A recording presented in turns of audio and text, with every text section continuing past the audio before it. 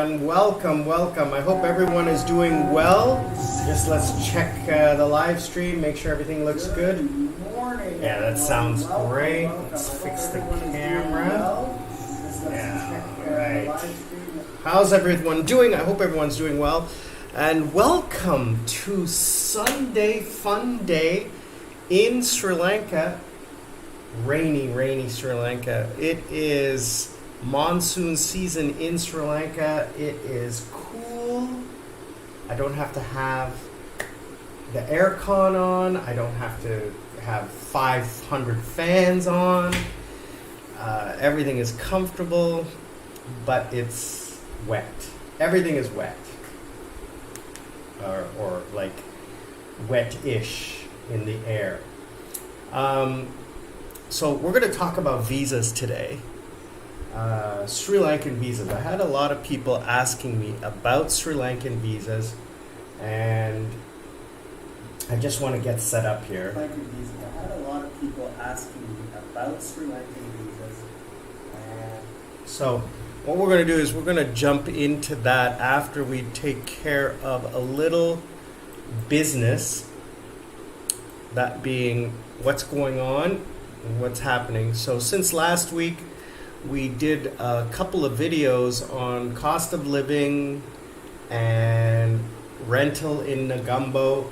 I had a lot of people who liked that video, who commented on the pricing. Now, I'm just giving like round numbers, etc. And you have to remember, it is off-season. Those are off-season prices, okay?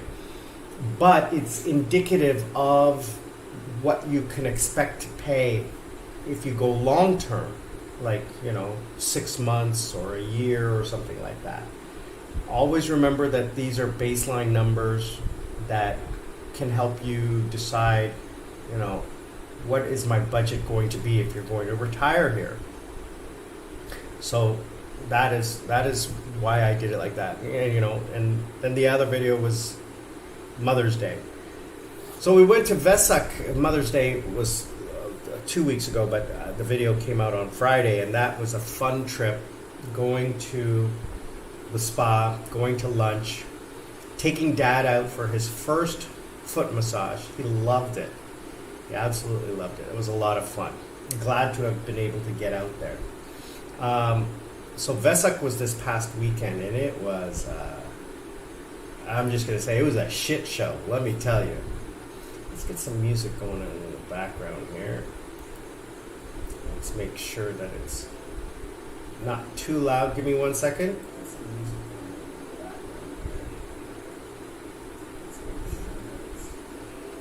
Not too loud. Give me 1 second.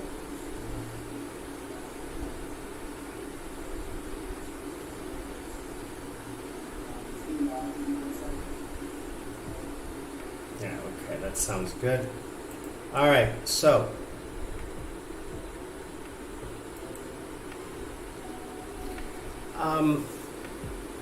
yeah, I've never been to a Vesak, because last year at this time I was in Philippines, and the previous year it was the financial crisis, so they didn't have it. So in the 2 years that I've been here, I've never been to a Vesak. And Vesak is the commemoration of the birth, death, and enlightenment of Buddha. So it's a huge holiday. And it's 3 days. Everything's closed. No alcohol sales. No meat. Can't buy any meat. Only fish.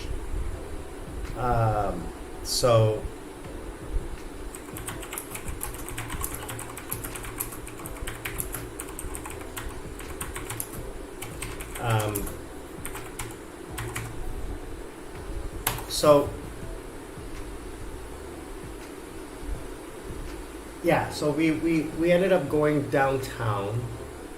It wasn't raining, and we parked at Crescat, which is downtown, and we were going to walk over to the temple area and see all the. They put on these like dioramas. That's what I'm going to say. They're little tents, and inside they have these representations of the different the 10 to 12 different stories of Buddha. And it's interesting, but after you've seen 10 or 20 of them, it's like, okay, whatever. I'm not that big on, do I want to say culture? But, you know, seeing something like that is, okay, great. I seen one, okay, I seen 10.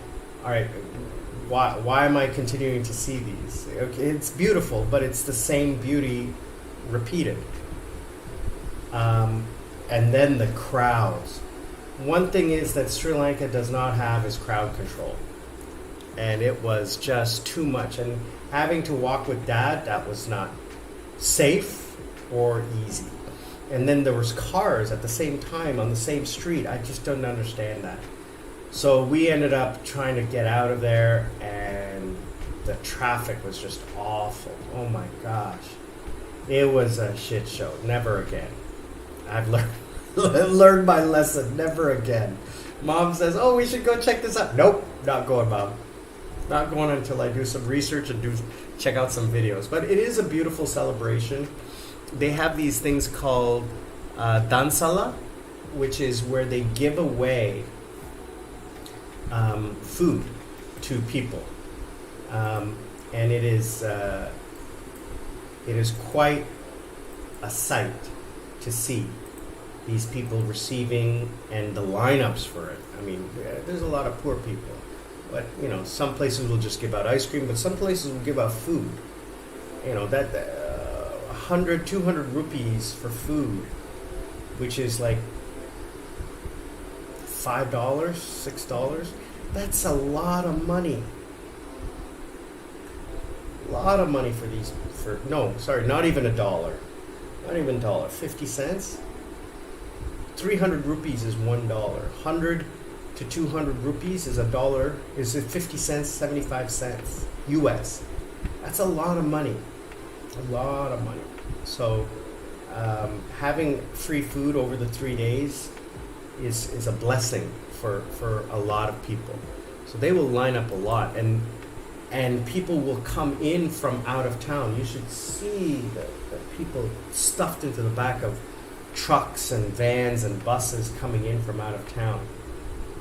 So it was a lot to take in for me, being that, you know, I've been stuck in crowds in Seoul, which are very well organized, but still, it's not my style. I don't like being pushed, especially, you know, I was with Dad, and he was not happy because it was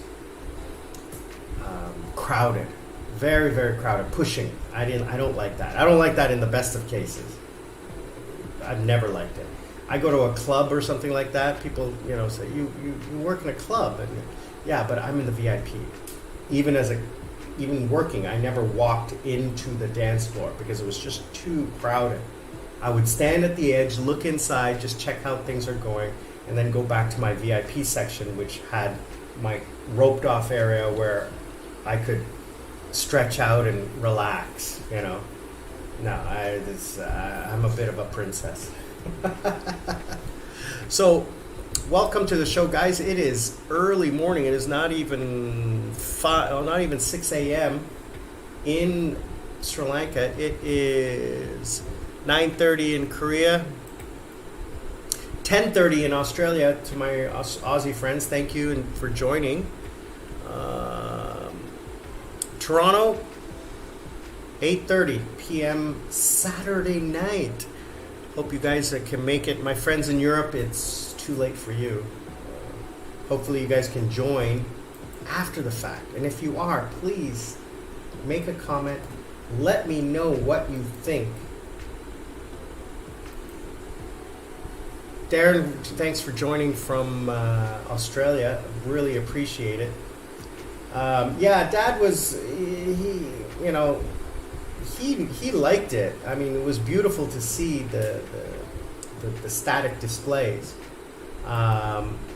It got to be the point where it was like the government doesn't set it up properly. There's no lighting. There's no crowd control. It's just go wherever.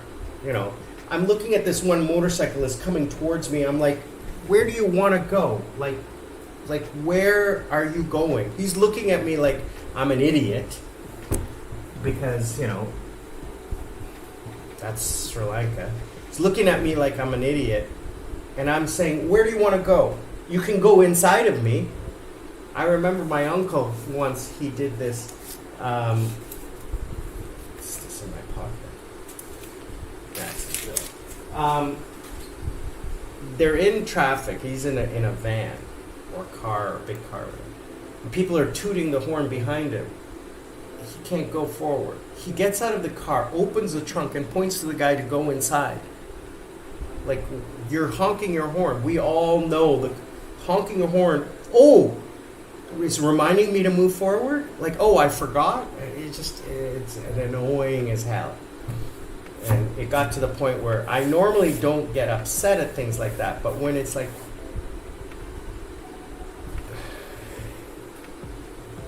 I shouldn't do it. It's the same thing in Korea. In Korea, the driving, what the heck was that? The driving is ridiculous because it's like Tetris. If there's an empty spot, they'll go. And they don't know they're doing something wrong. They're just doing what is normal. So when you yell at them, they're looking at you like, why are you an idiot? I'm doing what is just perfectly normal. Now, in the West, you know you're doing something wrong. In Korea, they didn't know they were doing anything wrong, so it was bad. So, Darren, Janet, I hope you guys are doing well back home in Australia. Thanks for joining. Truly appreciate it. So, yeah, that was what we have been doing this week. Next week, you guys are going to see, I'm going to do an in-depth video on visas. We're going to talk about visas today, but I'm going to do an in-depth video on visas. I actually have to record that because I don't have it. I don't have any. Do I have any videos going out next week? I have to do all my recording and editing today. I was lazy yesterday. I had all day yesterday off. I slept all day and played video games. So I have to do visas. I'm going to do online shopping and internet, and why I quit drinking, and why I don't really socialize anymore like I used to. How can I turn that? How did I able to survive turning that off? And I'll talk about that. Week after that, Vesak, an update on slow living. I like this idea of slow living.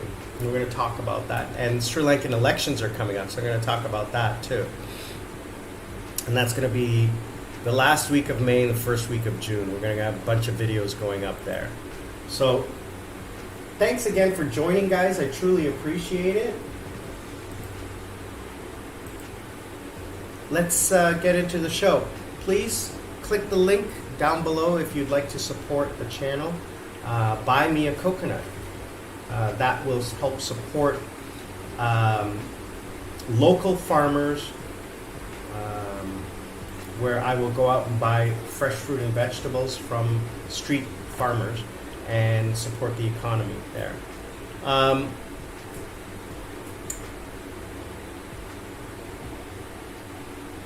Also, comment. Let me know where you're from and any questions you guys have. So let's jump into visas. Now, I do not have a visa, but I have been asked a lot about visas to Sri Lanka. So the easiest thing to do is for you to Google, do I need a visa? There are a ton of websites that are able to provide you the information on if you need a visa. And this is the one that I use.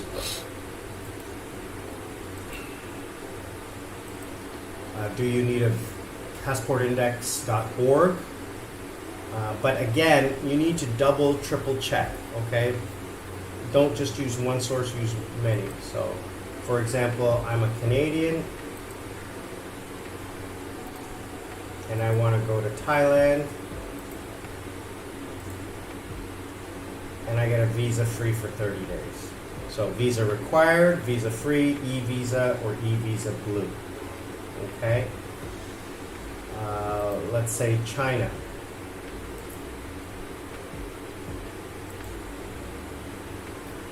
Okay. Visa required. Everyone needs a visa to go to China, so it's no surprise. South Korea. You should see this.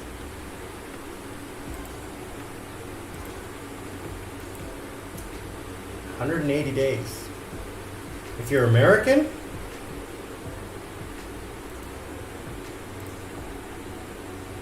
sorry, 90 days. Interesting, huh?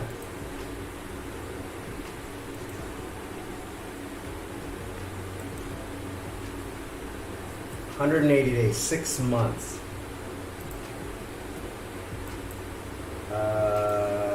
So if I want to go to like Vietnam or a communist country, oh, they give e-visa.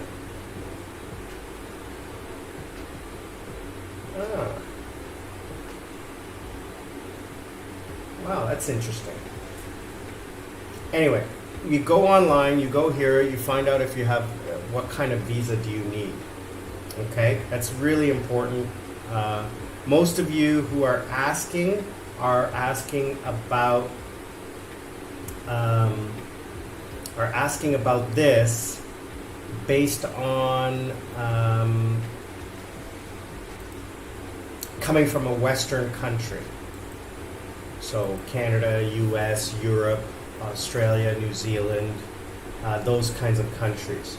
So most of you will get a 30-day tourist visa. So that's the first kind of visa, is a tourist visa. There was a little controversy going on with the issuing of tourist visas through this new company. That drama was over-exaggerated, to say the least. Visas were not being issued by a foreign country. Visa processing was being managed by a European conglomerate. The processing, okay? Not the issuing. The issuing was still being issued by immigration. No other person can issue a visa except the country, the immigration department of the country you're going to. That's just stupidness, all right? I don't understand how people can get so overexcited about that. But tourist visas are still being issued. They've returned back to Sri Lankan immigration for processing the visas. The prices, I don't know. Those change all the time. So right now, you still have to pay a fee. You can do the visa on arrival, or you can do an e-visa. I would recommend getting your visa before you go. Before you come to Sri Lanka, get your visa paperwork done, okay? If you're going to stay here longer than 30 days, contact your local Sri Lankan consulate and speak to them. But generally, you get your visa, and then immediately upon landing, you go to the immigration department in Colombo, not at the airport, in Colombo, and get an extension. Get that paperwork started. Okay? Now we're going to talk about paperwork in a bit. All right, well, let's talk about it now. I'm going to do a video on customer service. Yeah, let me tell you some of the videos I'm going to do in the next month. Driving in Sri Lanka, why you should never drive, and video examples of why you should never drive. Customer service in Sri Lanka. What happens when you're, other than tourism, when you're dealing with businesses in Sri Lanka? Some of the best jobs I've had and some of the worst jobs I've had, Canada versus Korea. And my career over the last 15 years, specifically the last 4 years, and how AI will affect my job. And I'm going to do something on cooking Sri Lankan food. I'm going to try to get a little bit of that done too. That's what's coming soon. So, not customer service, but bureaucracy in Sri Lanka is something that you will never, still have not gotten used to.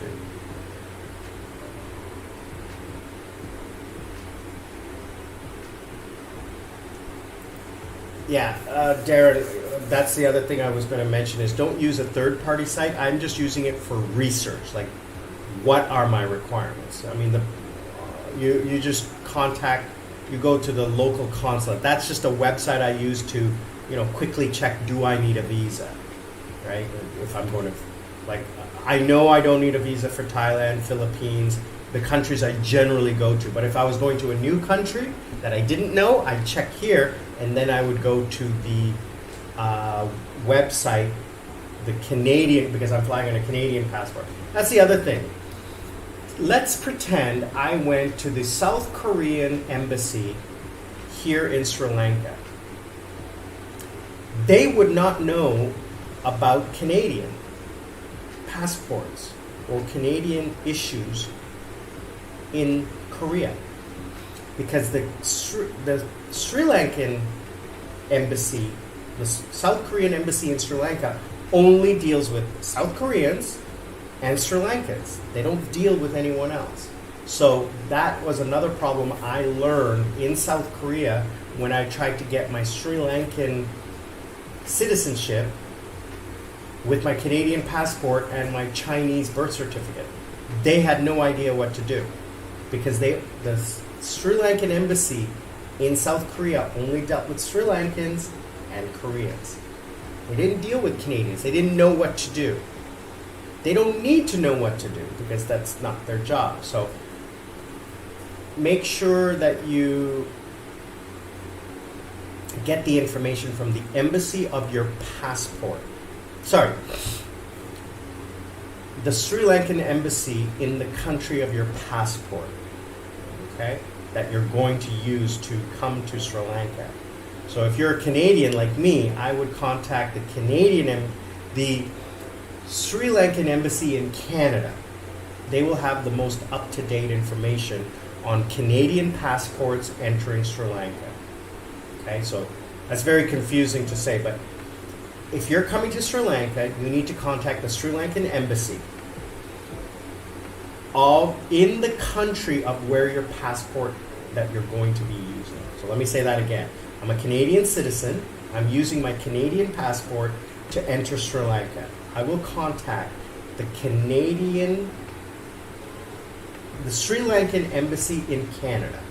Say that 3 times fast. But yeah, the website I was using is just for research information. So it's just a resource. Just like I don't, when I do searches for airlines, I use Skyscanner, Google, and everything. But then when I buy the ticket, I don't use those websites. I go to the airline. I buy direct. I buy direct from the airline. Excuse me. I use those websites for research to find the times. So yeah, the first thing is that you get a tourist visa. So again, I'm just explaining what you should do, and you should always, this information, as soon as it's published, is old, because things change like that. I have found, especially like trying to get to Thailand, it changes every week, especially over the last couple of years. Things changed so much because of COVID. I mean, that's all settled now, but I've learned that things change on a dime. So the information you're listening to right now could be expired 5 minutes after the video goes live. But the process is still the same. So that's what we're going to talk about today. Number one, go to your embassy website. That's the most important.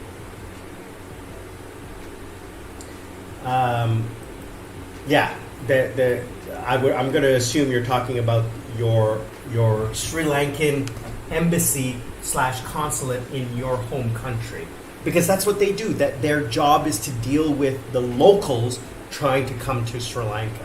so they understand the process. Now, if I went there as a Canadian with a Canadian passport, they'd be like, they'd have to look it up because they're not trained on Canadians. They're only trained on Australians or maybe New Zealanders or maybe Fijians and other local, regional people, but not Canadians. They'd have no need for that.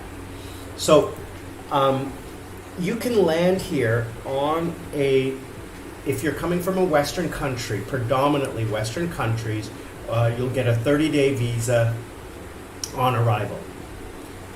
You just go, you pay your fee. I honestly don't know what it is, $25, $50, I don't know what it is. But do it online before through the government portal. Now, make sure you go through the embassy website on a government portal because my mom tried to do one in Dubai or someplace and she went to a scam website and her credit card was frozen.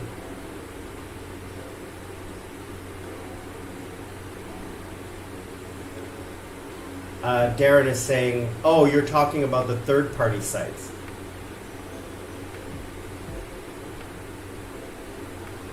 Yeah, they are efficient.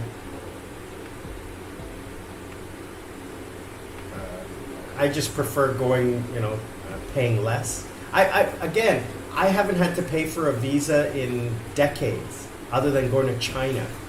But there I used a travel agent. That was 15 years ago, the last time I was in China. Shanghai, I don't remember what I did when I went to Shanghai. Actually, here's a funny thing. Next Saturday, so 6 days from today, is my 15-year anniversary of arriving in Korea.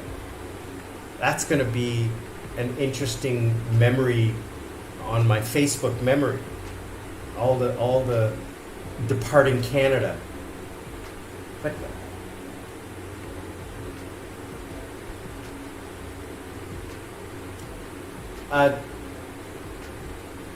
yeah, I don't need a Sri Lankan visa. But what I'm saying is people are asking me online about coming to Sri Lanka and what is the visa situation. And as a Westerner, you have to check, do I need a visa? That's what I'm saying. Do I need a visa? That's my first step instruction to you. Go to a website and check, do I need a visa, like I just showed.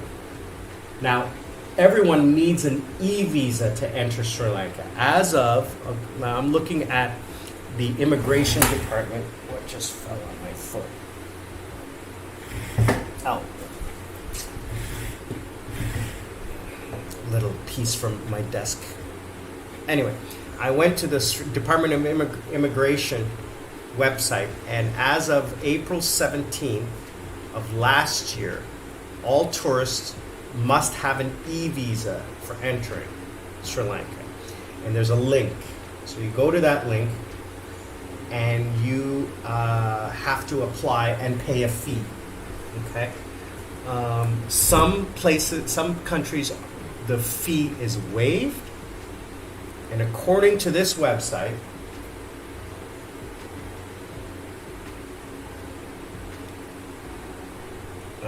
there's a few countries that are exempt.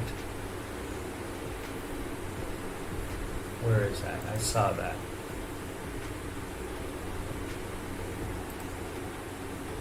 Citizens, the e-visa fees are waived for citizens of China, India, Indonesia, Russia, Thailand, Malaysia, and Japan. Until May 31st. Oh no, that's expired. That's till this year. Sorry. So till next week. So, jeez.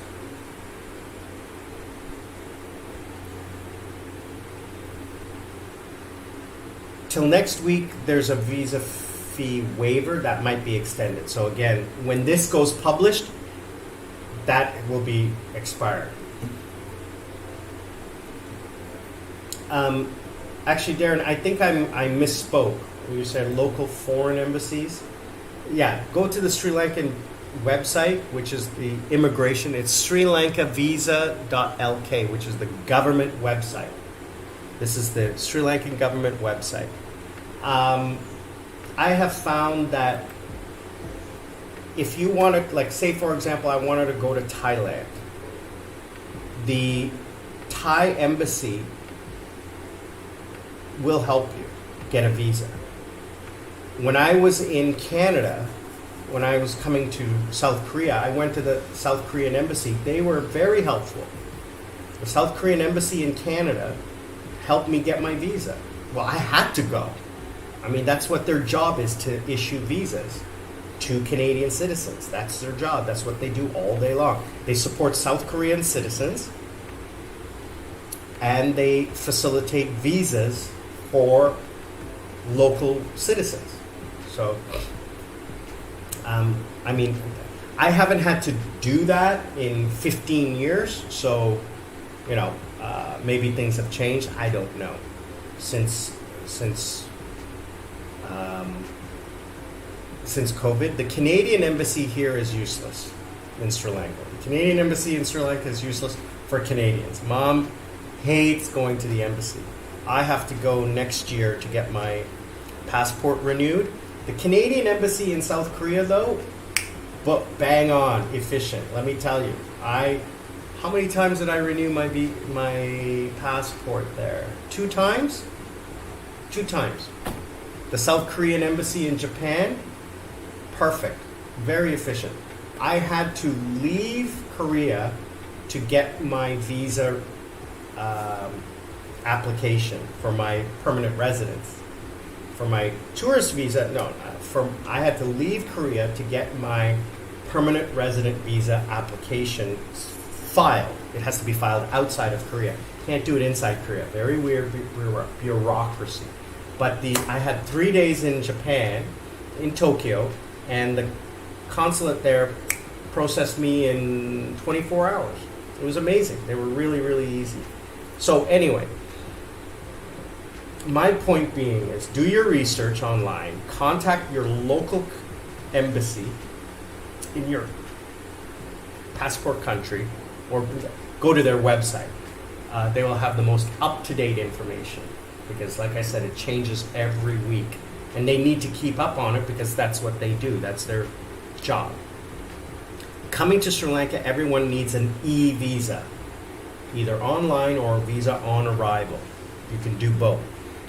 Double check that. That's the most important. So what kinds of visas are available? So number 2, most important thing to remember is keep 6 months.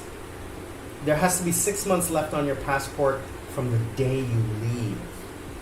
Not the day you arrive, the day you leave.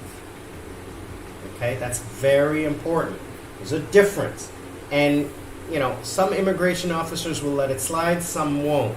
It's all up to them. They can enforce the rules or they have leeway.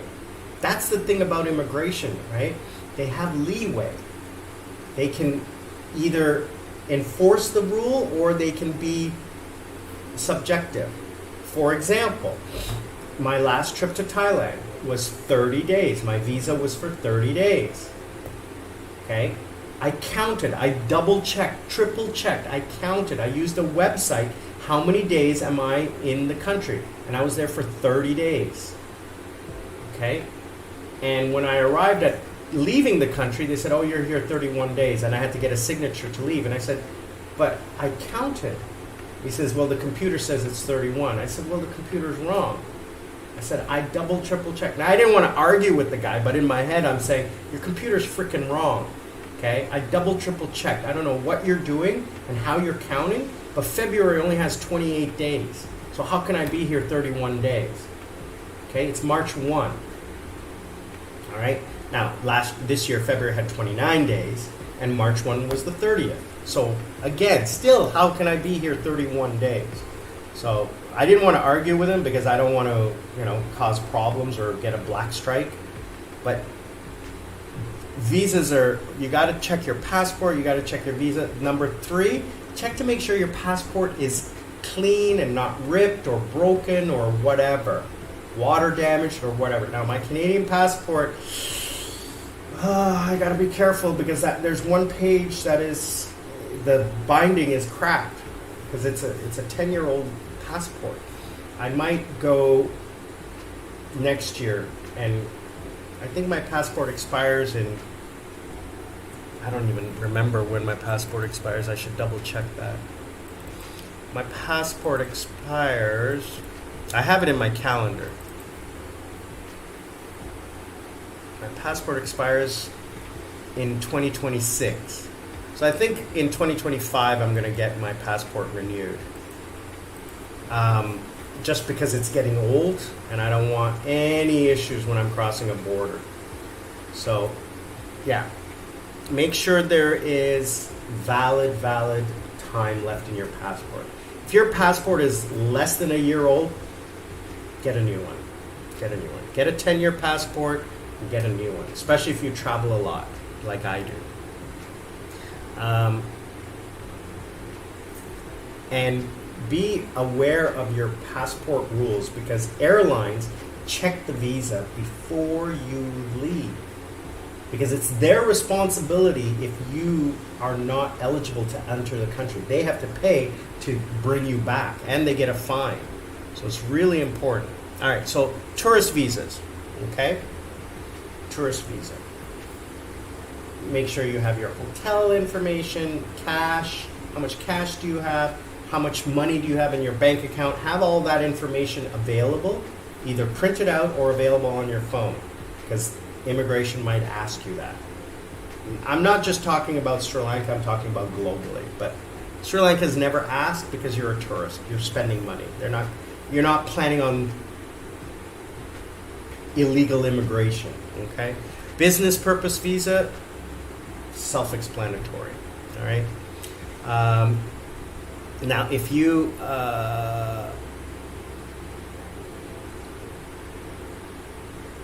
the one thing that they do allow is that I found is different is if you are coming on a tourist visa, you can do medical treatment, participate in art, music, and dance events, participate in sport events for a short period of time.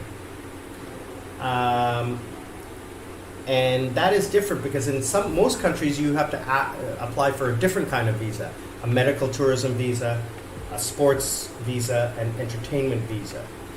Now, this may be participating. If you're getting paid, then you might have to get a different kind of visa because it's all about money, right? It's all about earning money.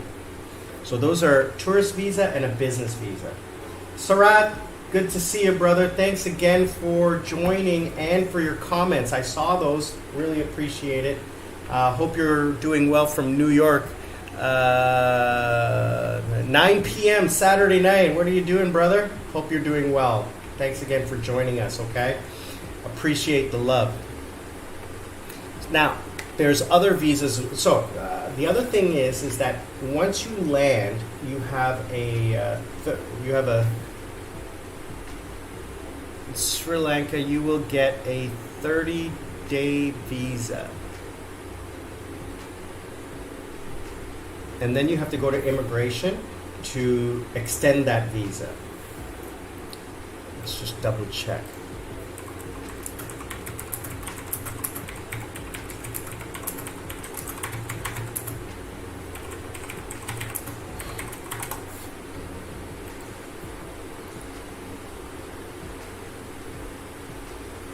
Six months. So you can get a 6-month extension. You can ask for a 6-month extension. It's up to the immigration officer.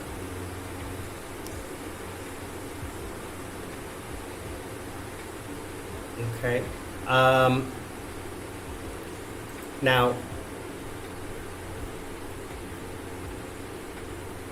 there have been some, over the last little while, COVID and the Ukrainian war, there have been some exceptions during COVID, obviously, and now during the war, the Russians and Ukrainians get unlimited extensions.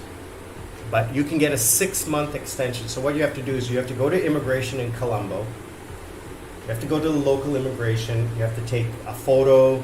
You have to take the forms and the fees and everything and go line up and process.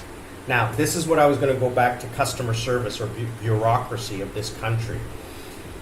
It is insane. You need 3 people to buy a pair of socks. So the person who will give you the socks, then you take the socks and you go to the cash register. Sorry, the person who sells you the socks will give you a receipt. You take that receipt to the cash register and you pay. Then you take another receipt from there and you come back to the person who sold you the socks and show them the payment. They take all of that, they put it together in a bag, and then another person checks everything, looks in the bag, and then hands it to you. 3 people to buy one. Yeah, Darren, you can do the visa online. Yeah, absolutely. But again, double, triple check is what I'm saying. Oh, the visa extension can be done online. Again, I haven't seen that, but last time when I was a non-citizen, 10 years ago or whatever, yeah, probably, I had to do that.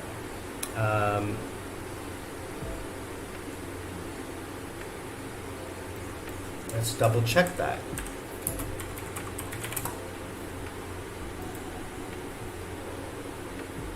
Two-month extension online. Okay. Yes, you can do a 2-month extension online. Now, Sri Lankan websites don't always work. They don't work well.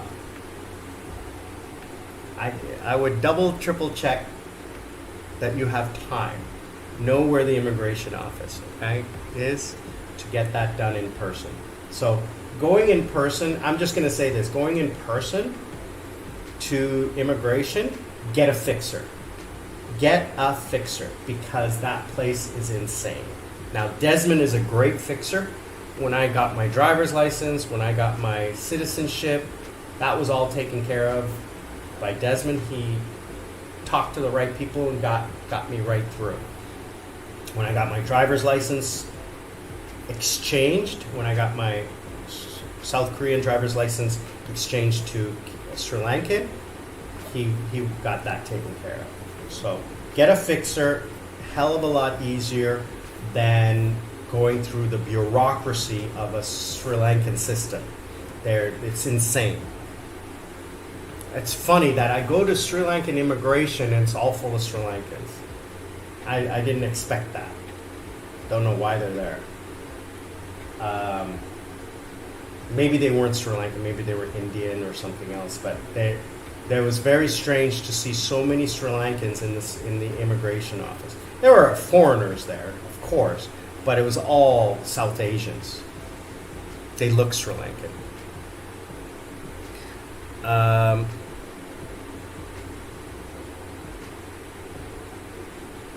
Yes, there is a e-visa extension online. Now, there are other visas. So here, let's go through the other visas, okay? These are the other visas that you can get in Sri Lanka. And I've researched this from the Sri Lankan website, Sri Lankan immigration website. The first one is employment. So an employment visa requires many more documents. So you have to go through, this is something that you have to go through your local embassy, Sri Lankan embassy, because you have to have invitation letter, contract, your criminal history, all of that stuff. Okay, you have to have a job offer, all of those things, medical, criminal background check, all of the things to apply for that visa, the work visa. An investor visa, this is where you invest money into property or a business and you set up a company. Invest monetary capital in country and who want to engage in business activities. In business activities, you don't want to work. You want to create a company, okay, and earn money. It's more of an investment. Again, that you have to go through all of these. You have to go through the embassy. You cannot do it on arrival. Okay, you have to do this months and months and months in advance. A religious visa. I'm not going to go into that because I doubt there's many here who are interested in that. Student. Again, I doubt there's many on this channel who are interested in that visa. But if you're coming here to study, you can get a student visa. Those are much longer. For example, I'll give you an example. If and when I decide to retire to Thailand, I'm going to do what's called a Muay Thai fight visa. And that is an unlimited length visa where you are studying martial arts. You don't physically have to go to the gym, right? But you're paying the gym. You have to pay the gym, right? It's a little loophole, but you don't have to actually fight. You're studying. You don't actually have to study, but you're paying the gym. You have a gym membership and a training membership, but you don't have to show up. That's a loophole. I know people who are doing it. And it's not cheap, but it's cheaper than flying in and out on a tourist visa. Now, one of the differences between Thailand and Sri Lanka is you don't have to report to immigration every 90 days. In Thailand, no matter what visa you have to report to immigration every 90 days to confirm your address. That's it. In South Korea, with my permanent residence, it was 1 year, then 2 years, then 5 years. I'm on a 5-year visa now. So that expires next year or year after, or 2028. I can't remember. But I'm going to let my visa lapse. I'm not going to renew it because I'm not going back to South Korea. If not to live.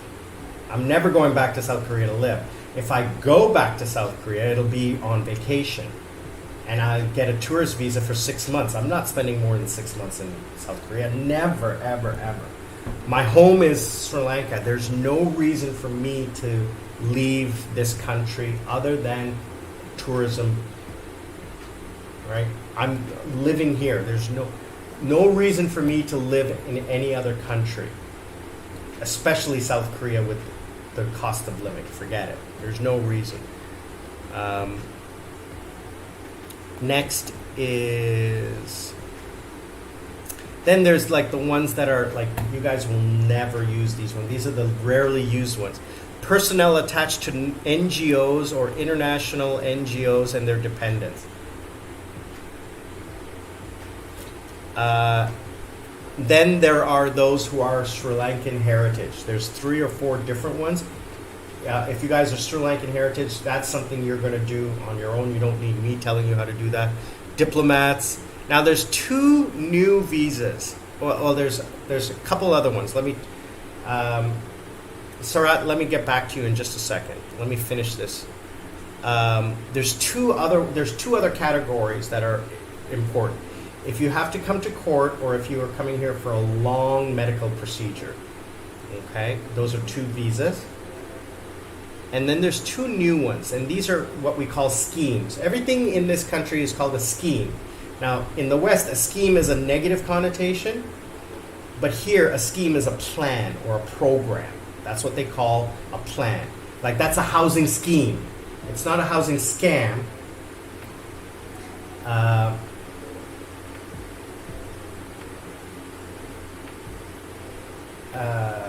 It's called a housing scheme. So, Sarat, my driving test, no, I did not take a driving test in Sri Lanka. I just exchanged my driver's license. It's only valid for 2 years, where other driver's licenses are valid like 5 or 10 years or forever, or I don't know.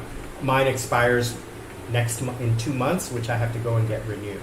So I just exchanged my driver's license. I did a driving test in South Korea because my Canadian driver's license had expired. so I couldn't exchange it. So now I have a South Korean driver's license. One side is in Korean, one side is in English. And it's a car and motorcycle, so I got the same designation here in Sri Lanka, so I can drive a motorcycle and a car here. But I still haven't driven. I haven't driven a car in 15 years. 17 years. I haven't driven a car, except for my road test. I've driven motorcycles, but I've never driven motorcycles in Philippines, Thailand, South Korea, but I haven't driven here in Sri Lanka. ET522, good to see you. How are you? Thanks for calling. Watching your live cast from TB. TB would be live cast at TB. I'm trying to remember where you're from. Oh, Thunder Bay. Thunder Bay. Yes, you're from Thunder Bay. Way up north, man. Let me tell you. I was just talking about Thunder Bay today. I had a class just before this. Just before the live stream, I had a student, and we were talking about, oh, you're in Korea. I don't know, the live cast at TB. I thought you were in Thunder Bay. I'm going to say, I was talking about Thunder Bay because I was talking about the lake system and how you can come from the ocean all the way to Thunder Bay by boat. Typo. Okay, sorry. Watching your live cast at the new Inspire Casino Resort in Incheon. Yeah, I've heard about the new resorts, casino resorts. I mean, obviously, I left 2 years ago, and prior to that was COVID. So I used to go to Paradise City. I had status at Paradise City. Loved Paradise City. Loved that place. That casino was huge. Now, Koreans cannot go to casinos anywhere in the world. It's illegal for them. Even when they're outside Korea, Korean law follows them. And there's only one casino in the world they're allowed to go to, and that's in South Korea, in Gangwon-do, in the southeast side of the country. And it's a tiny, crappy little casino. Even the tourist casinos in Seoul are tiny. Oh, and they're all electronic. I tried to play, I love playing roulette. And I couldn't play because the time I went, I like to go at night, like, midnight, 1 o'clock in the morning. And when I went to the local casino in Gangnam, there's a 7-Luck casino in Gangnam. I went there, and that place was tiny. And I'd never been there before. I'd gone to the W casino, and I'd gone to the Seoul Station Casino. I can't remember which one that one was called. That one was my favorite. And the W Casino in the east side of the city was also a big one. Hopefully you're playing roulette. You gotta check out some of the systems. I always win. Always win. Even in Sri Lanka, I won. I walked in with 100, walked out with 1,000. It was insane. Anyways, let's get back to the visas. Thank you for joining. Really appreciate it, brother. Thank you so much. Lots of love to you. Happy Vesak.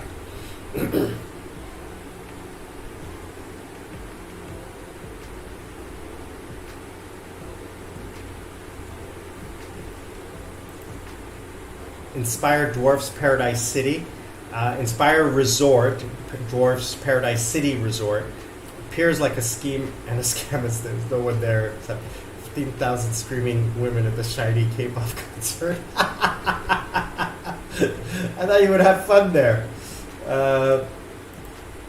Really, that's sad because Paradise City, packed. Every time I went to Paradise City, could not get a seat at a table. Let me tell you something. That was even post-COVID. I couldn't get a seat at a table. It was hard to get a seat at a table. Well, at least they turn up the slot machines and the payout is better. But I don't play slots. I play roulette and blackjack. Those are my only two games. I always win at roulette. Roulette is a game of numbers where you have to play Um, um, you have to play, like if you're going to play 32, you have to play 32 to win, but then you have to play the other numbers in a way that if 32 doesn't hit, you just break even. And there is a statistical way that you can play where it's a 98% chance that you will break even. 98% of the time. And that's what you want. You want to keep your money on the table. And then when your number hits, you win. You have a 2% chance of losing. Right? But you break even. And that's what I do. I play like that, and I always win. I always win. And then I get up and I walk away. That's what I'm going to get into. Are there any retirement visas in Sri Lanka? Yes. And that's what I'm going to get into right now. There's two. There's the My Dream Home Visa program. Okay. Which I'm just going to open up here. And the My Dream Home Visa program. Now, I'm going to tell you, you need money for these, okay? So don't get too excited. They're not going to be easy to get. So the Resident Guest Visa program, they call it, okay? This is for retirement.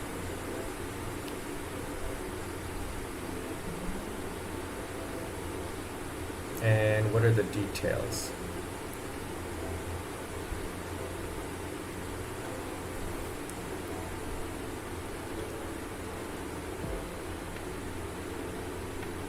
So $250,000 US.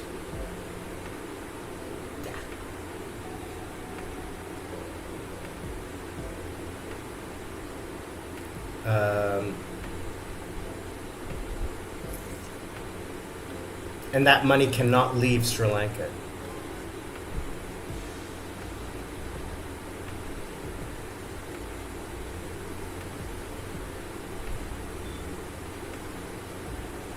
All right. Then the other one is the My Dream Home. All right. It's a 2-year visa. So the previous one, which is the resident guest. All right. And that is how long?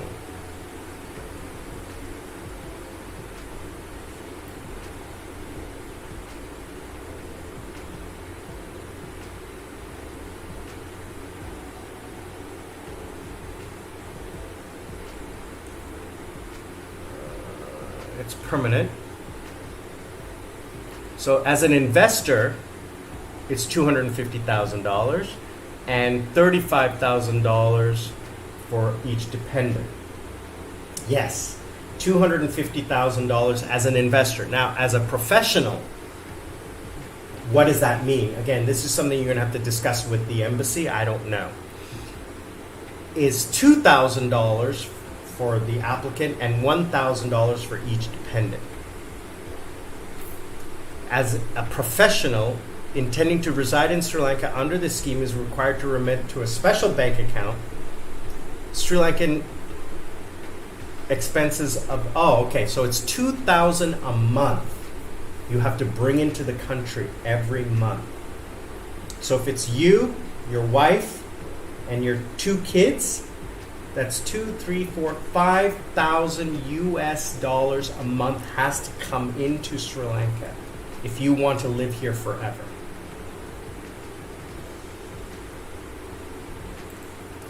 Yeah, Korea's $500,000.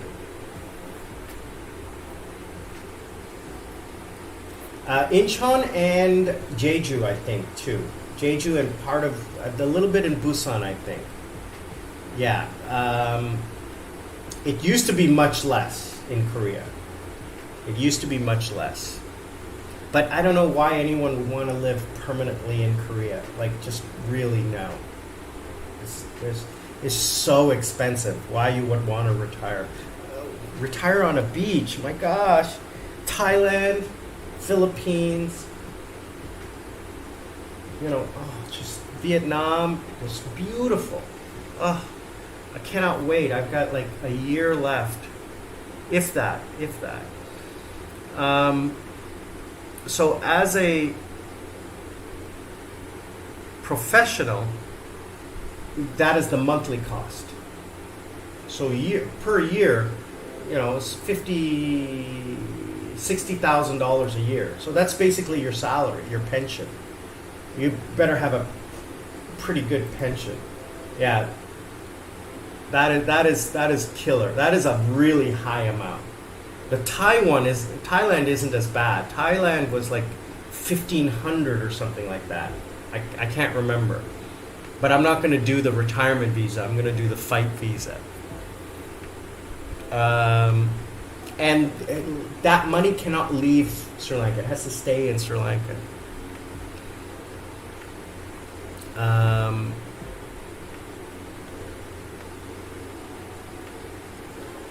And you're restricted from working and engaging in political activity or protest.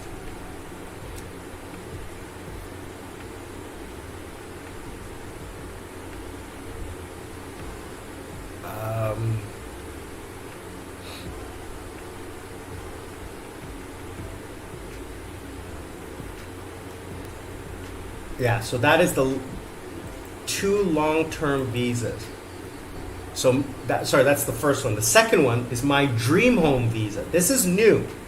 This one is new. It's a 2-year renewable. So every 2 years it gets renewed.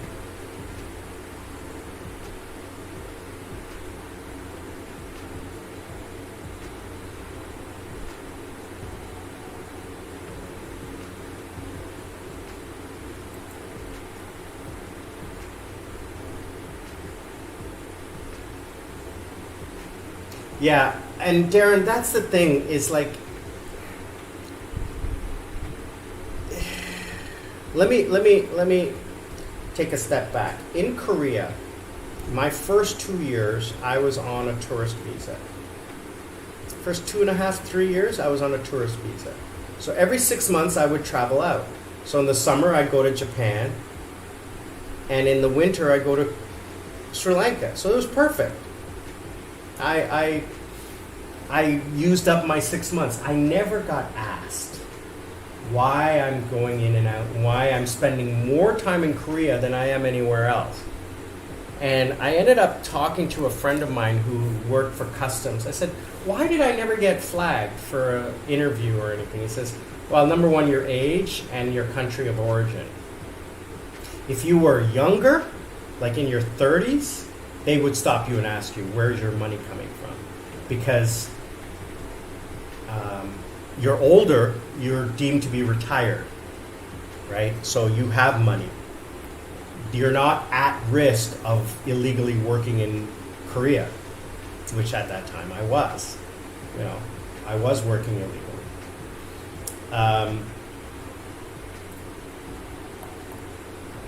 So my issue with a tourist visa coming in and out is unless you're purely coming as a tourist, right? And you're only here for a short time, like 3 months, 4 months, 5 months, 6 months, then that's great. But if you're coming here for 6 months, leaving for a week or 2 days or 24 hours and then coming back and getting another visa, you run the risk of not being allowed in. And that was always at the back of my mind, even with a permanent residence visa. Even with the permanent residence visa, I can be denied. I have no rights. It's up to the immigration officer. One time when I had my 2-year, they gave me another 2-year, and I said, can't I get a 5-year? He says, no, you're only going to get a 2-year this time. I'm not going to argue with them. I was entitled to a 5-year, but it's up to the immigration officer whether I get a 1-year, 2-year, or 5-year. Now, I have some friends who are 10 years, but they've been here for like 40, 50 years, right? And it all depends on who you know as well in Korea. So I always, even today, I have that fear when entering the country that I'm not going to be let in. And I hate that. That's why Sri Lanka is my home and I'm not going to bother with anything else. Every time I came to Korea, my issue was, am I going to lose out on all of the stuff I have in Korea by them not letting me in, right? Now, I was legal, but it's up to immigration. I have no rights. I'm a guest. Even with a permanent residence, I can be denied entry for any reason. I get into some kind of trouble, legal trouble, that's it. You're gone. All of that, the things in your house, everything is gone. So that's a risk, not being a citizen. Yeah, I've heard about that if you can't work anymore, you're gone. But again, I'm a permanent resident, so I don't have a visa in Korea. I haven't had one in 10 years, so I don't really know.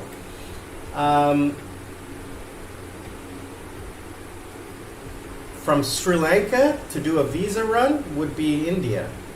Or Maldives is expensive. You don't want to stay in Maldives. You go to India. Do a visa run to India. Now, I'm not advocating that, but that would be the cheapest, I'm going to assume. Yeah, Dream Home is a monthly remittance of $1,500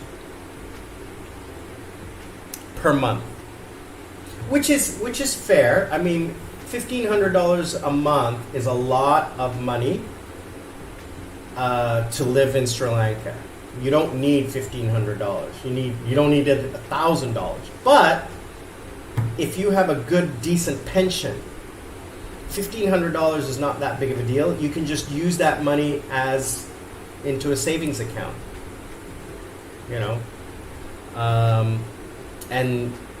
spend that $1,500, or don't spend the $1,500 and just invest it. Because you can eventually move that money out, like eventually. So those are the things that you can do, the visas you can do. So, Sarat,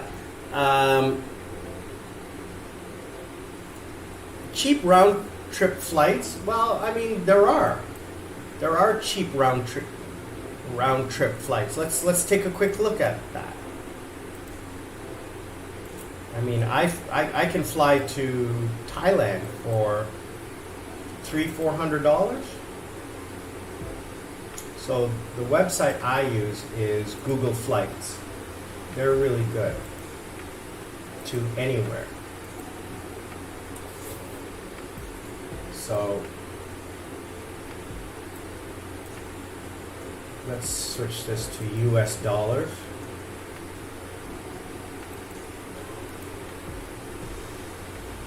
So from Sri Lanka,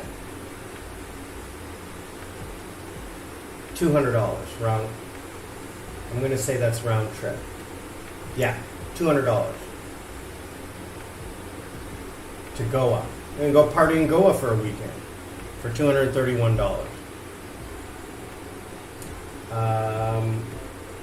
Bangkok, $243. Phuket, $300. Singapore, $300. Korea, not cheap. No, that's not bad, $500. But that's economy. Ugh. That's a 9-10 hour flight. But for $200 you can do a round trip ticket to India, and it's cheap to go to India. Dollar accounts are legal. Yes, absolutely. I have a US dollar account here in Sri Lanka. Yes. And everything is done electronically. So my account, I transfer money. So I have 4 bank accounts in the world. I have no bank accounts in Canada. I have 4 bank accounts. I have a bank account in the Philippines, but that probably closed by now. It's been inactive for 6 months, for a year. It's been inactive for a year. I have a bank account in the Philippines. So I don't have a bank account in Thailand.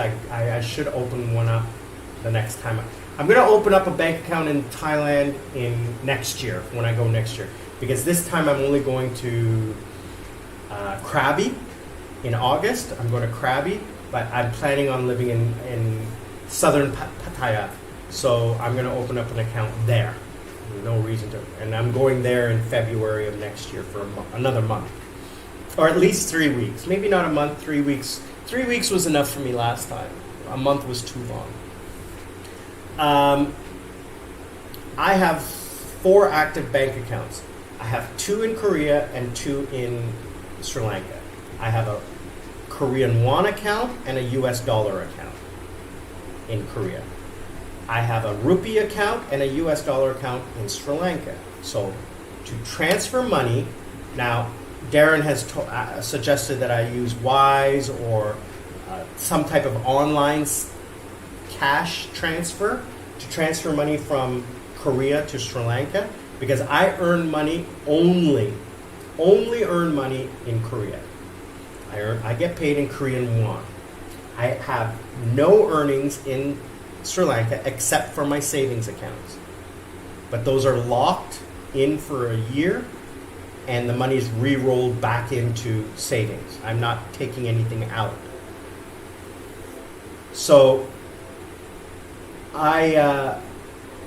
because South Korea is very strict on money laundering, PayPal, Wise, none of those things work except Western Union. Even that, I don't know if it works because I've never used it. So, and the other thing is, I am a VIP member at Shinhan Bank. I've been banking with them for 15 years. I have everything with them. My savings accounts, my insurance, everything I have with Shinhan.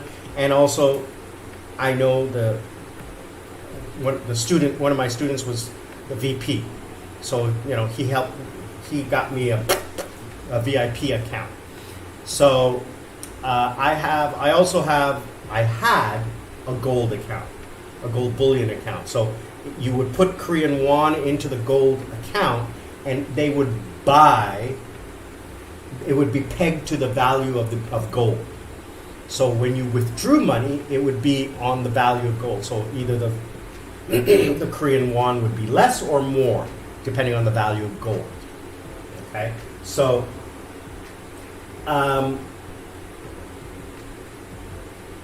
To transfer money from Korea to Sri Lanka, to transfer money anywhere in the world,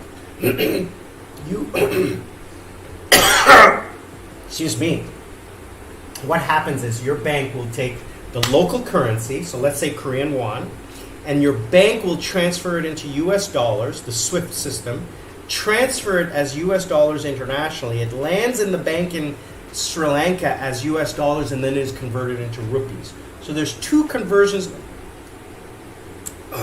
taking place, 2 currency conversions that you have no control over at whatever rate they set. Now, because I'm a VIP member, I get a discount on the exchange rate in South Korea. So I opened a US dollar account. So whenever I want, I will buy US dollars with Korean won, and I get a discount. And it is electronically moved from my Korean won account to my US dollar account in South Korea. So I have money sitting in South Korea as US dollars, and every month my paycheck goes into Korean won. Then what I do is I SWIFT, electronically transfer from my US dollar account in South Korea to land in my US dollar account in Sri Lanka. Now it takes 24 hours. It costs me less than $5. Less than $5 for the amounts that I transfer. A few $1,000s a month. The exchange rate that I get in Korea, I get a 75% discount on the exchange rate. So whatever the prevailing rate is, the bank takes a 25-point fee on whatever. I don't want to get into, I don't know the math on it, but I get a discount. I get a preferred rate. So let's say they charge 1 penny more. I only get charged 0.25 of a penny. So I get a 75% discount. When it lands in Sri Lanka, it lands as US dollars. And as I need Sri Lankan rupees, I move electronically from my US dollar account in Sri Lanka to my rupee account in Sri Lanka. I barely take cash out. Right now, for the last month, I have had no cash. If I needed cash, I ask mom for a few hundred rupees here or there, but everything I pay for is I pay with my debit card. I haven't needed cash because every place I've went has taken a debit card. Or I buy things online, like I ordered pizza yesterday. Paid for it online with my debit card attached to my Sri Lankan rupee account. Okay? So, now why do I transfer US dollars to US dollars? Because I don't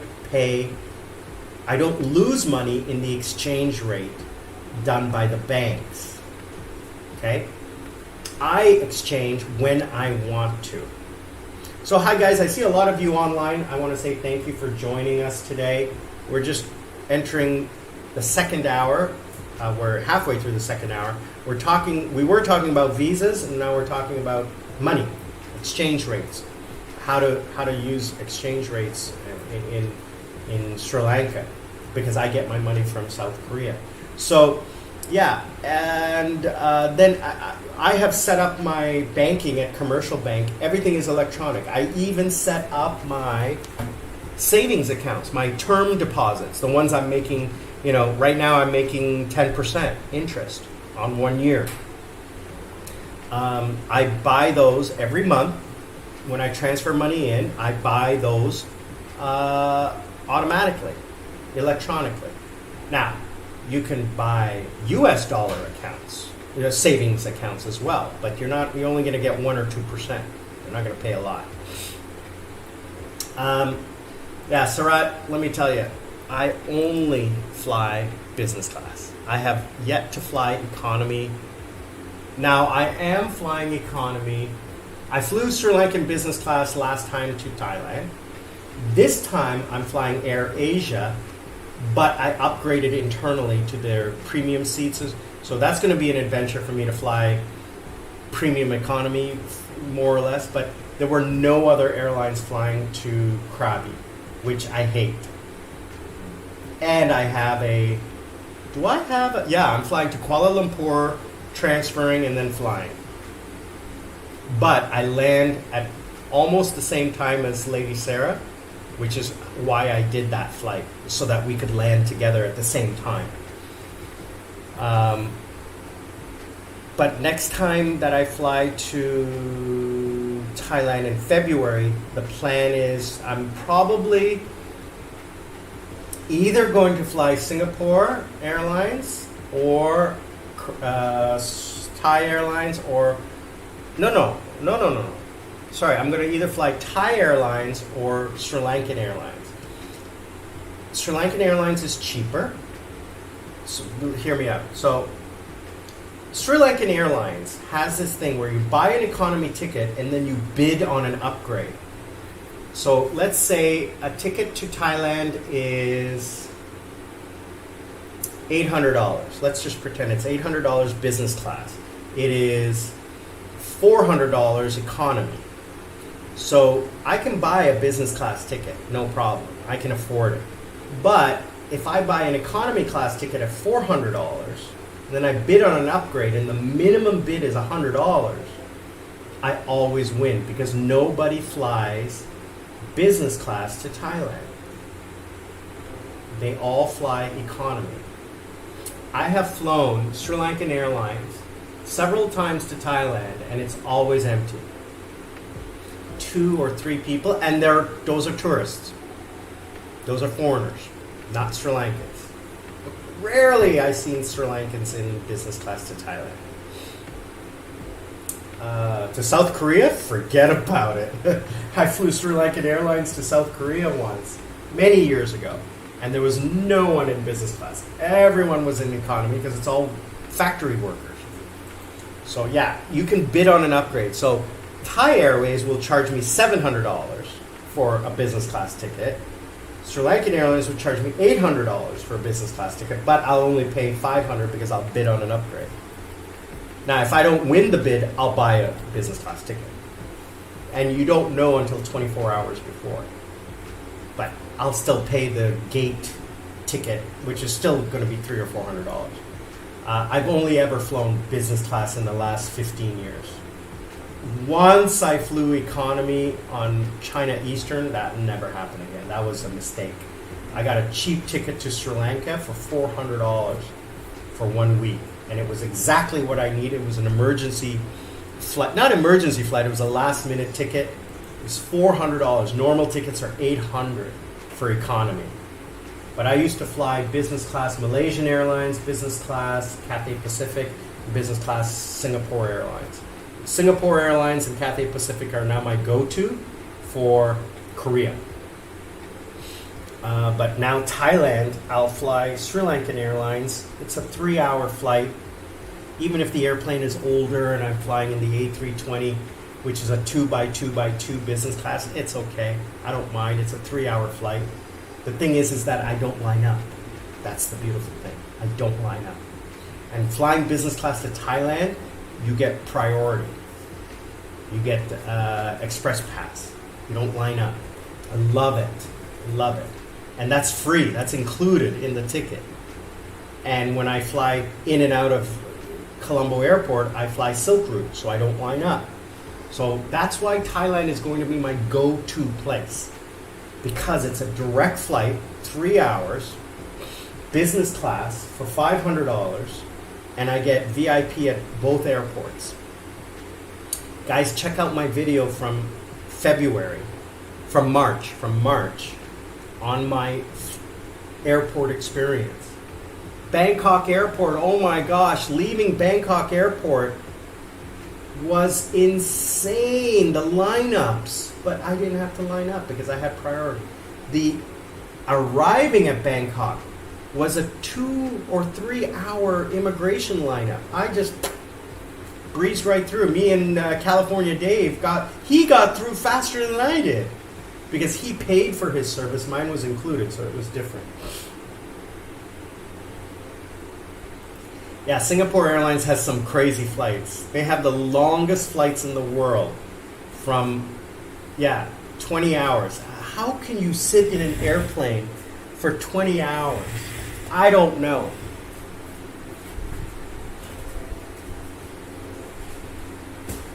Let me tell you. I saw that flight like 22 hours or something like that. Can you imagine in economy for 20 hours? Oh my gosh. I can't do 3 hours in economy.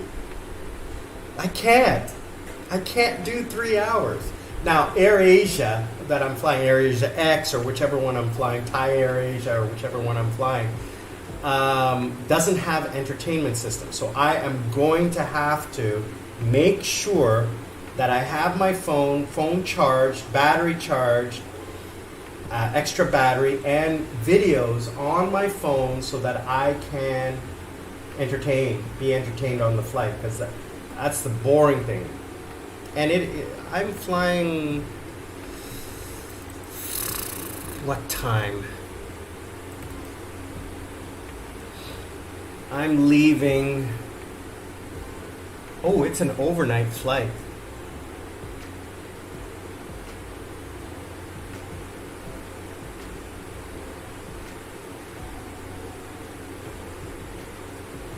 Oh no, that's her flight. Sorry, she's leaving. That's Lady Sarah. I'm leaving overnight. So it's an overnight flight, so I'll sleep. So I'm leaving at 11 p.m. and landing at 5 a.m. local time in Kuala Lumpur. It's a 3-hour flight, and then from Kuala Lumpur to Krabi is 1 hour. but I still change time zones. It's time zone. I leave at 7:10 and land at 7:30, but it's still an hour and 20-minute flight because I'm moving time zones.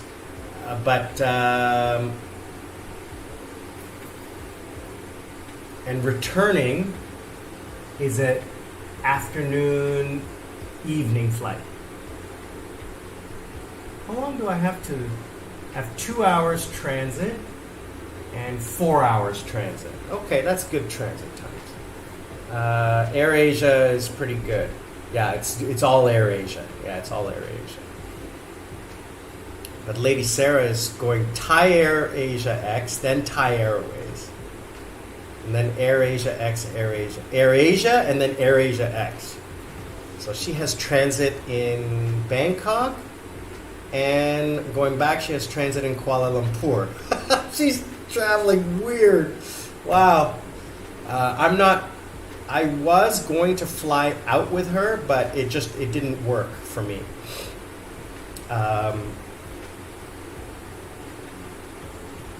It didn't work for me.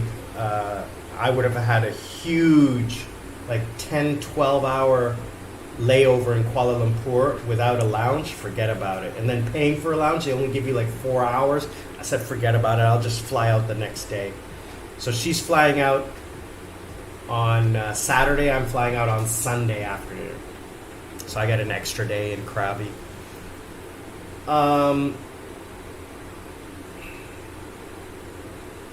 Yeah.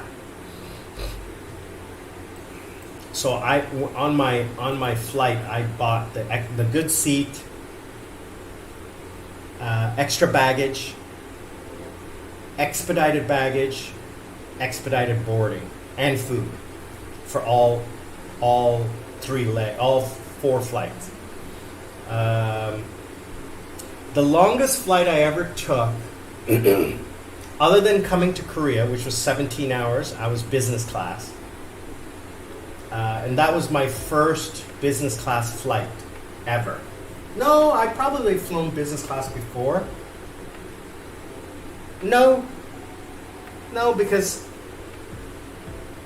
I only flew to the Caribbean, which is like 1 hour, 2 hours, 3 hours. So we always flew like the flights that I used to take were charter flights. So from Toronto to Bahamas or Jamaica or Cuba they're just economy or premium economy. I think I would have flown premium economy. I would have upgraded it. But the first transatlantic flight that I took, I don't remember coming to Sri Lanka when I was 20 years old. I probably only got economy. But traveling to Korea, I flew executive first on Air Canada. That was 15 years ago. And here's the thing, I was searching for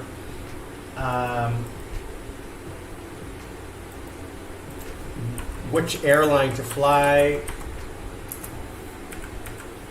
which seat to get, etc., etc. Even back then, I was like so into like flying, and I researching, and I remember I was thinking about which airline am I going to fly, how am I going to get there, because here's the thing, I was going to buy it on a credit card, right? And I was not going to pay back the credit card. So it didn't matter to me, right? So I defaulted on that credit card because I knew I was never coming back to Canada. So this, all of a sudden, about 6 months before I flew, this commercial showed up on TV. So let's, I have to share the sound too, because the sound is really cool. Yes.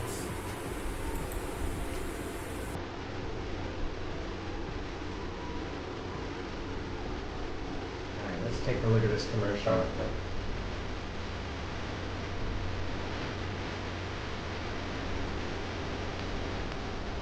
Now it's not Korea. It's Hong Kong and Japan and China.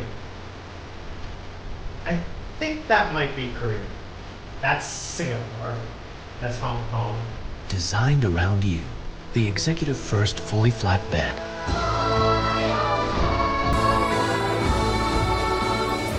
So this is 2008, you have to remember, okay? This is 2008.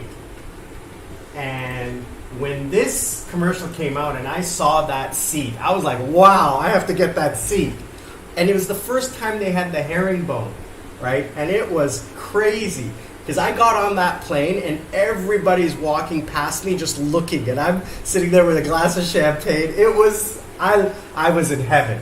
So I flew from Toronto to Vancouver, but then I extended my layover. Instead of having like a 1 hour layover and then getting on the same plane, I think, and going to Korea, I stayed a day or 2 days in Vancouver to visit my brother before heading over to Korea. But Korea, I think it was a 17-hour flight.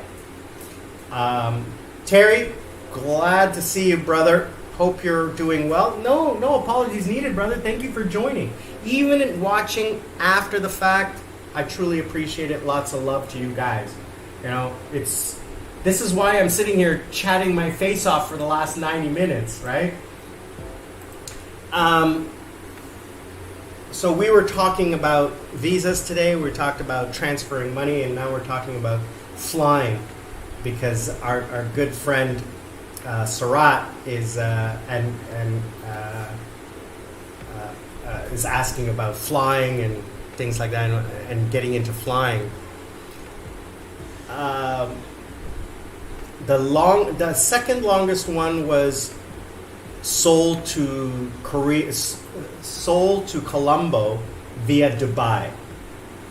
About 10 years ago, Emirates launched its Seoul to Dubai new flight route, and they had the A380. And at that time, that was the newest airplane, the 2-floor airplane. So I was like looking at that, and I was like, oh, damn, I gotta get on that.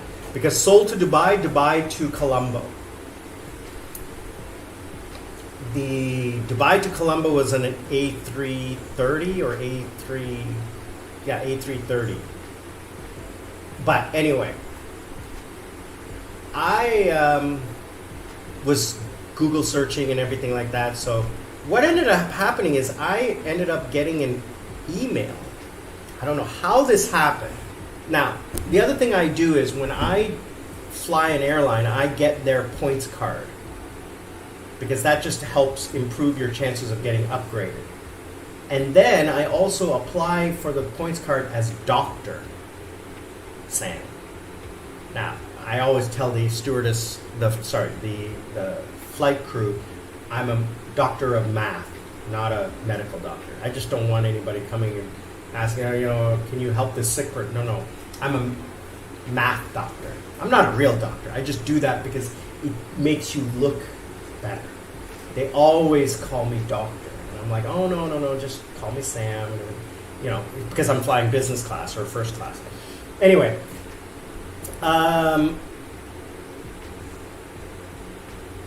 so I get this email from this company, Jet to Go or Flights to Go. I can't remember the name. It was 10 years ago. And I had points with all these different airlines because I'm flying Malaysian, Singapore, Cathay Pacific, Sri Lankan Airlines, Korean Airlines, whatever. I have all these points, but they're not worth anything. They're little points. So they told me, transfer all of your points to us that you have. First they asked me how many points I have. I said, transfer all of those points to us, and we will give you a free upgrade from business class to first class on any flight you wish, on any transatlantic flight or trans-Pacific flight or any long-haul flight. And I said, that's a deal, because those points are not worth anything to me. They're useless. They expire. So I did a little research on this, and what they were doing is a loophole where they will buy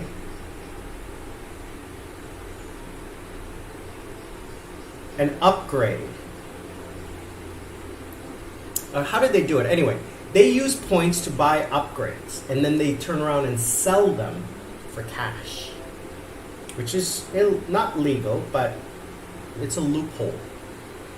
I don't think it's around anymore because I haven't seen them in a while. But they buy up all these points from people like me. And then they go and they buy, like, let's say a ticket from New York to Singapore is $10,000 first class, $15,000, $20,000 on Singapore suites, right? What if I sold you that ticket for $12,000 or $15,000? You'd buy it, right? It's the same ticket, but they're making money off of it because those points they get them for nothing, and then they use the points to sell, right? So it's a little loophole. It's technically not legal, but it's a little loophole that they earn money from. I don't think they're in business anymore because I think I looked them up a while ago and they weren't around. So anyway, I bought a business class ticket for $3,000. A normal business class ticket would cost me $2,200, $2,300 on Singapore or Cathay Pacific or Malaysian Airlines. I didn't like Malaysian Airlines airplanes, not because they crashed, but because their business class offerings were not good. Singapore, the best. Cathay Pacific, best lounges. Wow. Incredible. And if you're lucky enough to get on a Boeing aircraft, which I won't fly anymore, years ago I flew on a 787 Dreamliner and I got upgraded to first class, but only from Hong Kong to Seoul. That's an hour flight, 2 hours flight. It was incredible, first class seats. Wow. Anyway, so I got this, and I jumped at this chance of flying Emirates A380 first class. And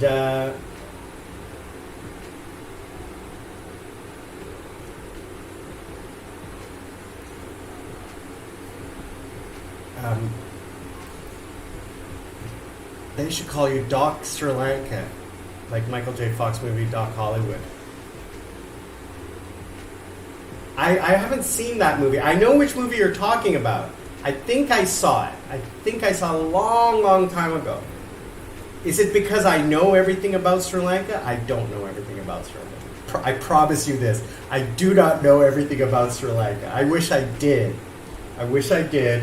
But I'm just here to help you guys. Thanks a lot, brother. I really appreciate that. That's so cute. Cool. Sorry, it's so cool. So I bought the ticket. I got the upgrade. Right away, I start getting emails from Emirates, concierge. I'm your concierge agent. You can contact me. Now, this is 10 years ago, right? Before their apps and stuff like that. And he's like, you can contact me at any time if you need anything. Can you please, at your convenience, update me your address, what time you'd like to be picked up, because they send a car. What food allergies you might have, what comfort requirements you need, etc., etc., etc. So I got picked up in a Mercedes S-Class. I got taken to Incheon Airport. At the drop-off, an Emirates, now the car was labeled Emirates. At the drop-off, an Emirates-dressed person greeted me. The porter took my luggage.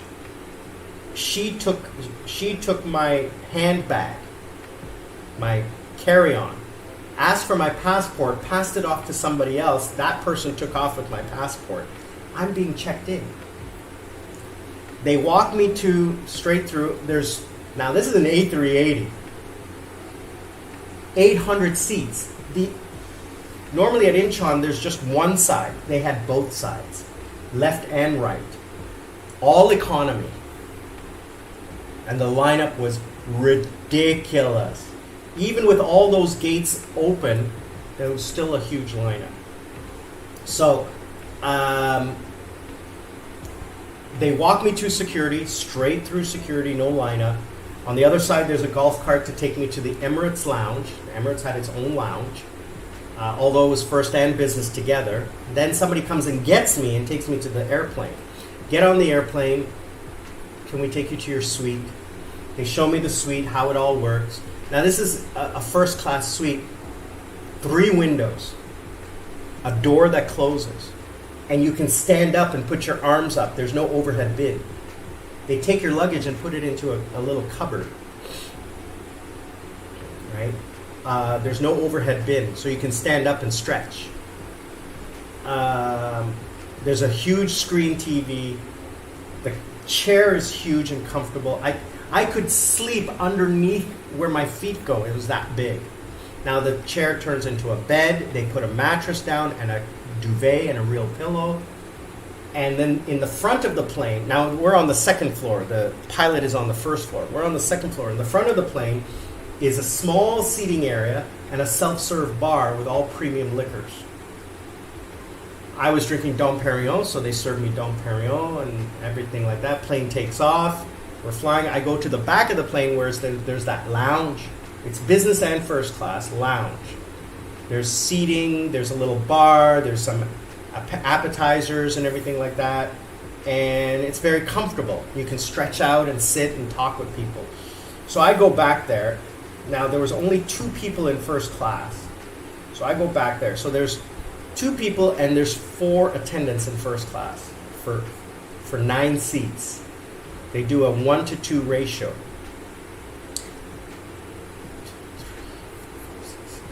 Yeah, 9 seats. It's a 1 by 1 by 1, 3 rows. And there's only 2 people. So she said, you have extra coverage today.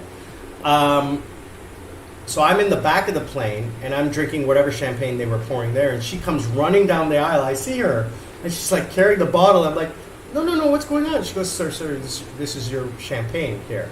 I'm like, no, it's okay. No, sir, this is Dom Perignon. They drink Moet. I'm like laughing. And she's like, would you like some caviar?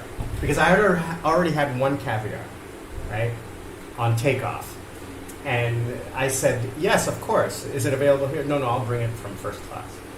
So they brought me first class stuff down to the business class lounge, because the lounge is only available in business class. There is a lounge in first class, but it was empty. There was no one there. It was just me and another guy, and he was sleeping. It was an overnight flight. So I'm in the back of the plane. I'm drinking Dom Perignon. I ended up having 4 bottles of Dom Perignon. It was great. And it was my birthday, too. The plane took off at 11:45 on December 24th. By the time we reached cruising altitude, it was Christmas Day, which is my birthday. So they brought me a little muffin with a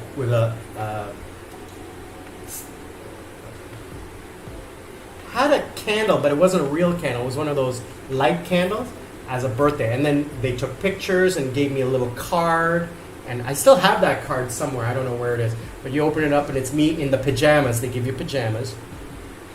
And socks and shoes and everything like that. And it says happy birthday, and the crew all signed it and everything like that. It was really cute. Then you land in Dubai. I did an extended layover, a 24-hour layover, so that I could travel into Dubai and go visit the city. So I landed at 5 in the morning. Customs and immigrations and baggage for first and business class. You're leaving the airport through your own private exit. Because I was flying first class, I was also given a hotel room at the Burj Khalifa. And I was given a chauffeur car, again, to and from. So the car takes me into Dubai, to the Burj. I get a 30th floor room. The place is 105 stories, but I got a 30th floor room. It was a suite. It was huge. I was like, this is just for me for 8 hours, 10 hours. Because I got to the hotel room at about 11 o'clock in the morning, because when I landed, I had already had a shower, but I wanted to eat a little bit more and just rest. So I went to the lounge in the transit area. And there was a first class lounge.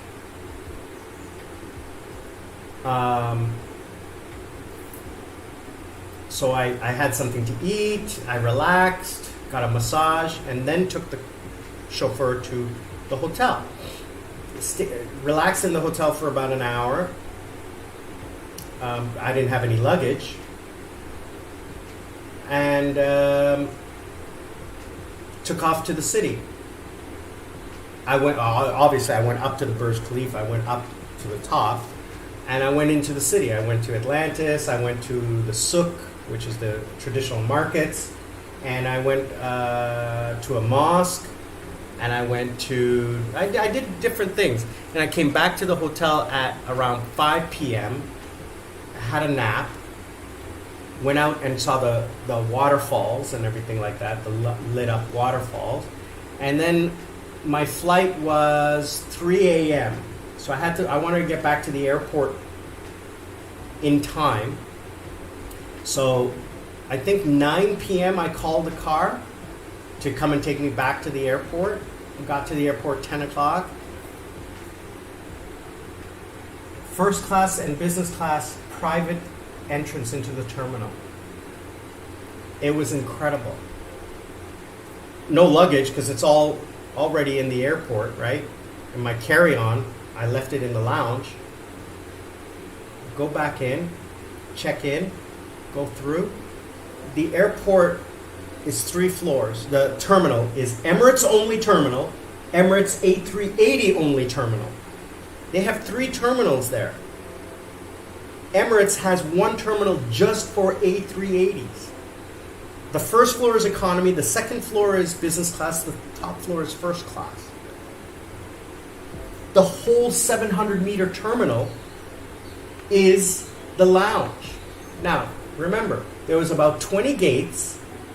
Each airplane holds only 9 first-class passengers, which means less than 200 first-class passengers. This is a 700-meter terminal. The whole thing is first class. It was ridiculous because they can't just make it a small and then use the other as offices or whatever, because from that floor you go to your gate. The gate is the lounge. The lounge is the gate. Now remember, the airplane's 2 floors, so I only have to go down 1 floor to the business class lounge and then go straight to my gate from the lounge. It was insane. Landing in Colombo and then going home, coming back, it was just spectacular because the plane was delayed in Dubai for 2 or 3 hours on the tarmac. I didn't care. I was in first class sleeping. It was great, but that was a 17-hour flight or 20-hour flight. I can't remember. It was 14 hours. It was a longer flight than I'm normally used to, because normally I'm used to like 9 to 12 hours with a layover, but here it was longer without the layover. Anyway, so that's a nice long story. I hope you guys enjoyed that silly story. Lady B, if you are watching, I didn't see you on today. Lady B from Toronto. Mama Helen, if you're watching after the fact, I want to say thank you very much for joining. We're going to wrap things up here. 2 hours. Thank you so much, guys, for joining. We are going to have some fun next week. Next week, I want you guys to leave some comments in here. Let me know what you want to watch next week, what you want to talk about next week. Otherwise, I'm just going to babble on for the most part. And I did get, just so you know, I did get a new covers for the Insta360, so hopefully the lenses will be cleaner. I don't know how I scratched it. I think what happened was I was using this because it's much easier to slip this on. I think a piece of dirt got in here, and when I put it on, it scratched because it was a vertical scratch. And I never put this away in anything to scratch it like that. So I think what happened was that a piece of dirt got in here, and when I put it on, it scratched it. So I'm not using this piece of crap anymore. I'm using the soft thing that came with the Insta360, which is a pain in the butt to put on and off. But this is much better. So I got that. What else is going on? I gotta take you guys on a desk tour, because let me tell you something. Why does this come out? I updated my desk in my home office, and I really cleaned it up. I got some under the table mounts cabling. The cabling is so neat now. I love it. I love it. I re-plugged everything in so that when the power goes out, what it used to happen, I had it plugged in wrong. The screens would shut off and then turn back on because I had the screens plugged into an extension cord plugged into the USB, the surge protector USB, UPS. And what happened was the UPS would do its switch, but the current to the extension cord would flick. And that surge protector did something or whatever, and the screens would shut off and turn back on, and it was causing me issues. So I re-plugged everything back into the UPS, so when that goes off, let's see, I'm just going to turn it off. See, it's off now. There is no power going to any of my systems. The UPS is powering everything, and you didn't even notice. You didn't even notice anything flicker. All these lights, all the cameras, everything is powered by the UPS. Now, it only lasts 5 minutes, but that's all I need to shut down and tell if I'm on a call with a student, I only have 5 minutes left. But then the battery on the laptop continues on as well. So, yeah, I should do a desk tour. So we're coming up on 2 hours, time to wrap things up because I gotta go have my coffee and breakfast, and I gotta go record 3 videos today. I gotta record and edit 3 videos today before I settle down to play video games, because I got a whole bunch of new video games. I got Homeworld 3, which I've been waiting for 20 years. Oh, that game is incredible. Men of War 2, which is, it's okay. I kind of like it. I haven't really gotten into it. It's good. I need to be convinced of it. Everspace 2 came out with an update, so I'm playing that again. And I need to finish Company of Heroes 3.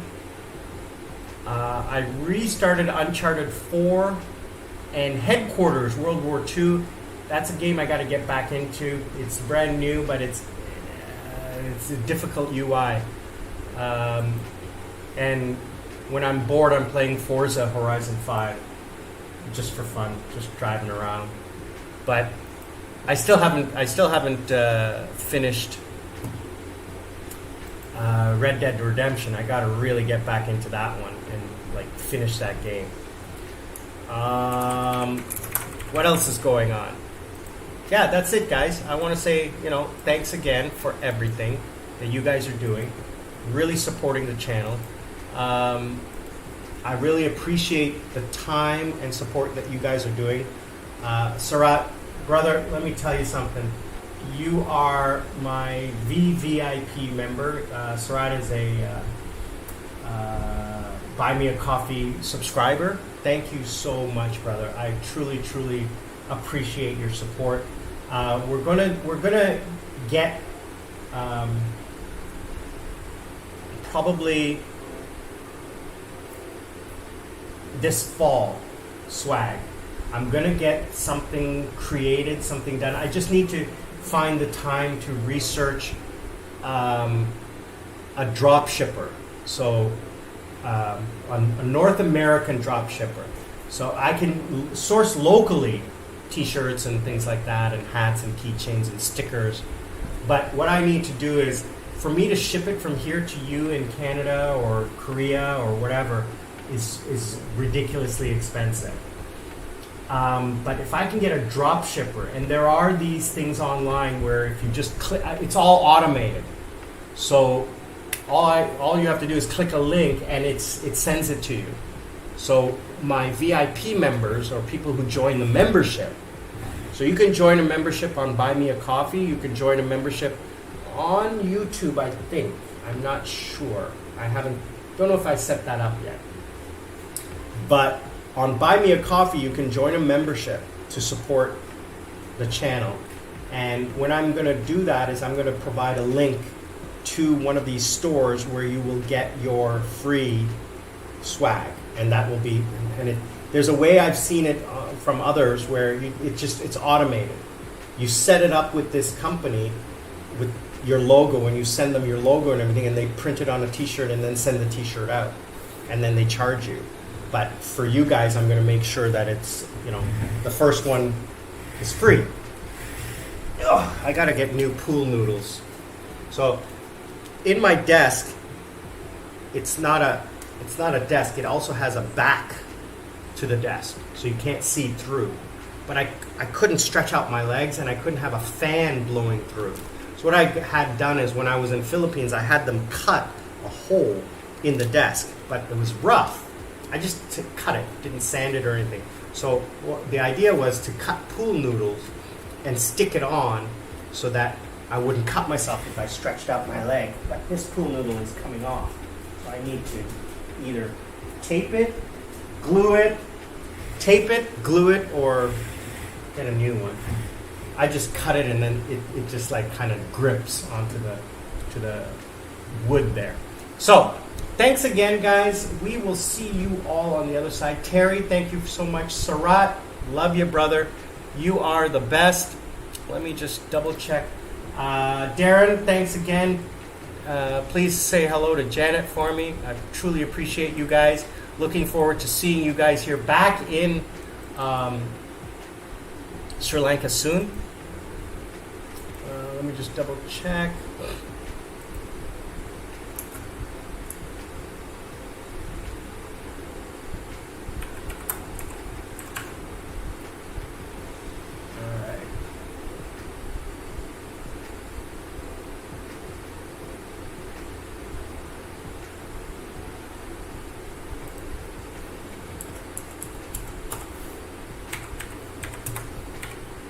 Okay, thanks again, guys. We'll see you all on the other side.